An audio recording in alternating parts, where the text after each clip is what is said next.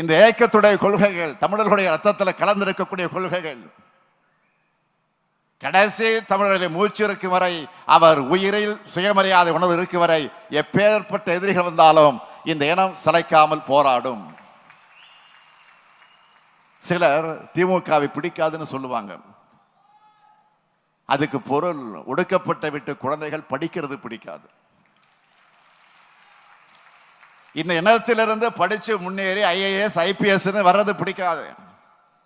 இடஒதுக்கீடு பிடிக்காது, சமூக நீதி பிடிக்காது, சமத்துவம் பிடிக்காது, சரிசமமா உட்கார்றது பிடிக்காது, எல்லோரும் கோயிலுக்குள் நுழைகிறது பிடிக்காது,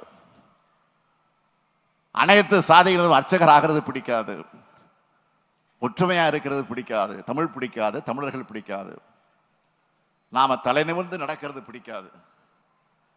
இந்த நூற்றாண்டுகளை கொஞ்சம் நஞ்சமா நம்ம மக்களுக்கு கிடைச்ச வேக வேகமா கிடைத்திருப்பதை வேக வேகமா பறிக்கணும்னு நினைக்கிறாங்க. சுயமரியாதை இயக்கம் தேடித்தந்த உயர்வை பறிக்கிற சூழ்ச்சி நடந்து கொண்டிருக்கிறது.